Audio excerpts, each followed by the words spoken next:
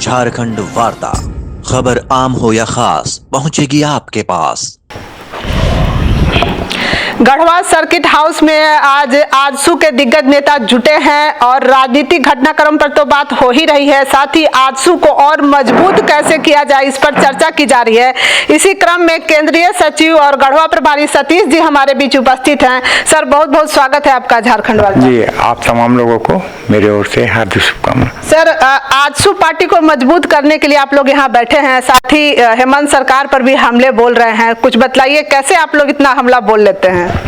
देखिए, असल में झारखंड राज्य का स्थापना जब हुआ तो चाहे जो भी जितना बोल लें, आजसू पार्टी का महत्वपूर्ण भूमिका रहा था। काफ़ी कुर्बानी, काफ़ी शहादत, काफ़ी जेल, कई बहनें अपनी मांग को धोना पड़ा, कई भाई को जेल में रहना पड़ा, घर टूटा, सब कुछ हुआ।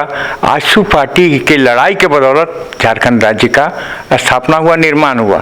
कहते हैं गुरुजी शिबू सोरेन जी कि हमने लड़के झारखंड लिया, तो उनसे एक चीज़ उनको याद रहना चाहिए कि आप जो पैसा लिए थे नरसिंह राव सरकार में 3 करोड़ में, आप पूरे झारखंड के अस्मिता को बेच दिए 3 करोड़ में मात्र। आपने कहा कि हम ऑटोनॉमस काउंसिल पर ही तैयार हैं। ये तो एक छोटा सा प्रमाण है इनके लिए। जब झारखंड राज्य बन गई, हमारे तमाम नेता जितना भी आजसू पार्टी के थे, अपना सर्टिफिकेट तक जला दिया लोग कि जब तक झारखंड राज्य नहीं तब तक हम चुनाव भी नहीं लड़ेंगे। एक कॉल दिया था और लड़के झारखंड राज्य लिया। झारखंड राज्य लेने के बाद निश्चित रूप से सरकार बनी। यहाँ सरकार बनी, भारतीय जनता पार्टी की पहली सरकार बनी।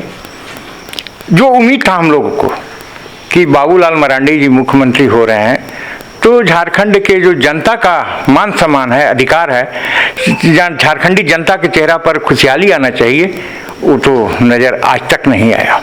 आज तक नहीं आया। कहाँ कमी रह गई? सर, एक बात आप बता रहे हैं, ये तो सच है कि झामुमो अकेले क्रेडिट लेती है झारखंड के गठन का। आज आप बता रहे हैं कि सर्टिफिकेट तक जला दिया, लोग इतना संघर्ष किए, मांग धुल गई कई स्त्रियों की, तो आप लोग कहाँ पीछे रह गए इस बात को बताने में? असल में हम जनता तय करती है राज्य की राजनीति को। जनता हमारे ऊपर बहुत भरोसा अब तक नहीं की थी। हम सरकार बनाने के लिए, देखिएगा झारखंड में 3 महीना, 6 महीना, 1 साल का सरकार बन रहा था। हम एक बड़ा कुर्बानी दिए और झारखंड राज्य में अस्थाई सरकार 5 साल रघुवर दास का चला। इसके पहले तो कोई सरकार चला नहीं था। हम तो झारखंड राज्य के विकास के बारे में सोचते हैं, झारखंड राज्य बेहतर हो इसके बारे में सोचते हैं। नवनिर्माण अभी तक झारखंड राज्य का नहीं हुआ है और जो आजसू पार्टी ही करेगी। सुदेश महतो जी के नेतृत्व में आजसू पार्टी झारखंड राज्य का नवनिर्माण करेगी और तब झारखंड के जनता का जो मान सम्मान अधिकार जो है वो मिल पाएगा। सर, जनता का सम्मान के साथ ही छात्र बहुत नाराज हैं, न रोजगार है, न समय पे परीक्षा हो पा रही है, और रोजगार के मामले में बहुत पीछे है। और जो प्रतियोगिताएं परीक्षा कराई जा रही हैं, या तो पेपर आउट होने से वो रद्द कर दी जा रही हैं, नियुक्ति में भी महादेर हो रही है, छात्रों की उम्र निकलती जा रही है, क्या कहेंगे? देखिए, असल में जो हेमंत सोरेन जी की सरकार है, निश्चित रूप से झारखंड के जनता के साथ, झारखंड के छात्रों के साथ, झारखंड के महिलाओं के साथ धोखाबाजी किए हैं। धोखाबाजी करके ही सत्ता में कब्जा हुए आए हैं आज। अब देखिएगा, दुमका का घटना हो, साहेबगंज का घटना हो, गढ़वा जिला में भी महिलाओं को जला के मारने का एक परंपरा शुरू। दुमका में तो खुद बसंत सोरेन जी हैं, हेमंत सोरेन जी के भाई हैं वहां पे, और लगातार 3 घटनाएं हुई हैं महिलाओं को घर में घुस करके जलाने का, पेट्रोल से लगातार 3 घटना हो गई। असल में सरकार इसमें एकदम निकम्मी है। सरकार केवल और केवल भ्रष्टाचार इनका मुख्य मुद्दा है, भ्रष्टाचार में शामिल है। मुख्यमंत्री को दौड़ा रहा है आज ईडी और सीबीआई, इनकम टैक्स पकड़ा रहे हैं। मुख्यमंत्री तो बोल रहे हैं कि आदिवासी होने के चलते हमको इसे डरा धमका। ये सब केवल नौटंकी है, ड्रामा है। वो अपने वोट बैंक का भी तो जान रहे हैं कि हमको जेल जाना ही है, तय है हेमंत सोरेन जी को जेल जाना। अभी वो जनता के बीच में मैसेज देना चाह रहे हैं कि हम गरीब हैं, आदिवासी हैं, हमको लोग डरा रहे हैं। 700 एकड़ जमीन का मालिक है हेमंत सोरेन, कैसा गरीबी है उसका? आप 12 एकड़ जो सरकारी जो करोड़ रुपए एकड़ का कट्ठा का जमीन है उसको आप अपने पत्नी के नाम से बंदोबस्त करा लिए। एक बात और बोलते हैं कि क्या मतलब क्यों भाजपा का जहां शासन है वहां ईडी क्यों नहीं जाती है? केवल भाजपा के अलावा जिन राज्यों में दूसरी पार्टियां हैं वहां सरकार को अस्थिर करने के लिए कभी ऑपरेशन लोटस कमल चलाया जाता है, कभी ईडी आईटी को आगे कर देते हैं, ऐसा कहते हैं लोग। देखिए केवल और केवल इनको बोलने की बात है। ईडी जहां पर है, आज तो हमारे यहाँ झारखंड राज्य में 1200 करोड़ रुपया के आसपास आ गया, सरकारी फंड में गया हो।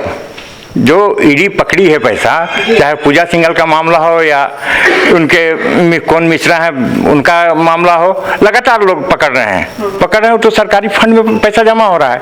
और झारखंड में लूट का तो आलम ऐसा है कि मुख्यमंत्री खुद अपने नाम से पत्थर का लीज करवाता है। लेकिन सर लाभ के पद का जो मामला था उसमें तो क्लीन चिट मिल गया। अरे क्लीन चिट मिल गया ना, जनता तो सब देख रही है। जनता के वोट पर ही आप मुख्यमंत्री बने। आप जनता को गुमराह किए। पिछले चुनाव में आप घोषणा पत्र आप जारी किए ना, चुनावी घोषणा पत्र। आप एक बात आप मुख्यमंत्री बता दें कि हम पूरा किए हैं।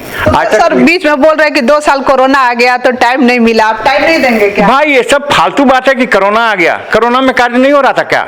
आप बालू नहीं बेच रहे थे झारखंड राज्य में? मिथिलेश जी यहाँ के विधायक मंत्री रहे हैं, क्या बालू नहीं बेच रहे थे? पूरा गढ़वा पलामू का बालू बेच के उत्तर प्रदेश और कहाँ भेज दिए? कोरोना काल में से हुआ। आपका जो लीज हुआ कोरोना काल में हुआ, आप काहे करवाया?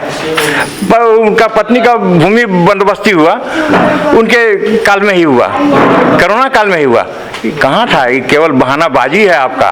कोरोना काल जो है केवल बहानाबाजी है। निश्चित रूप से झारखंड को लूटने का एक सपना था उनका और उसमें एक कदम सफल हुए हैं, मगर जब जेल जाएंगे तब उनका असली हकीकत सामने आ जाएगा। और आज न कल उनको जाना है जेल।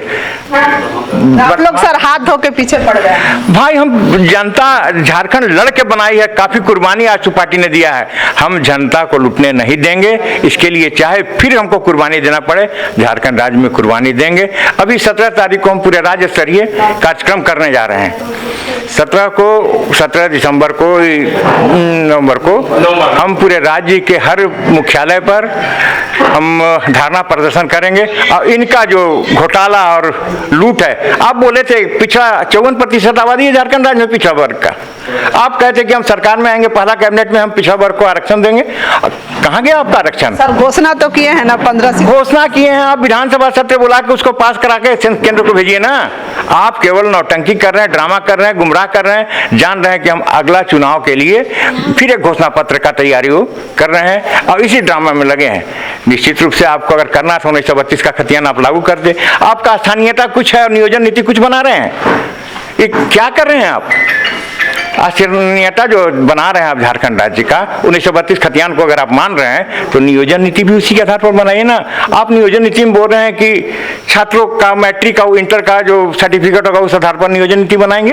ये क्या है? ये झारखंडी जनता को केवल गुमराह करने का आप प्रयास कर रहे हैं। अभी तक आप गुमराह करते रहे हैं, अब जनता आपको बर्दाश्त नहीं करेगी।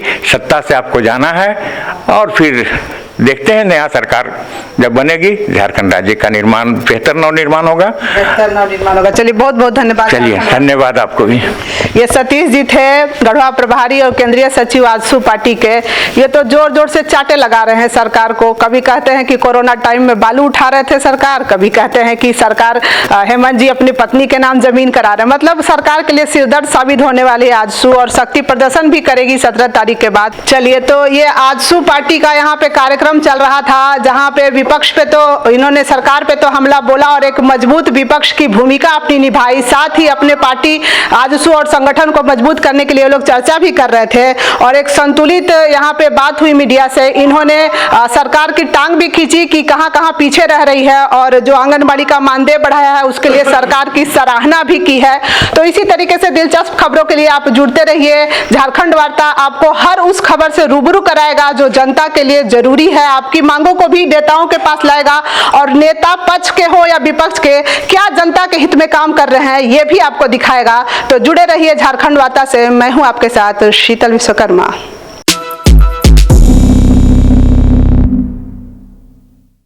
क्या हैं आपके कानूनी अधिकार? कैसे मिलेगा न्याय?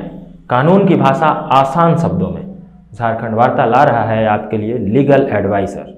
जिसमें वकील साहब देंगे आपको कानूनी सवालों के जवाब। तो अभी लगाइए झारखंड वार्ता को फ़ोन। आप हमें इन नंबरों पर व्हाट्सएप भी कर सकते हैं। पूछिए कानून से जुड़े सवाल, कानून की किताब समझिए कानून के विशेषज्ञ से।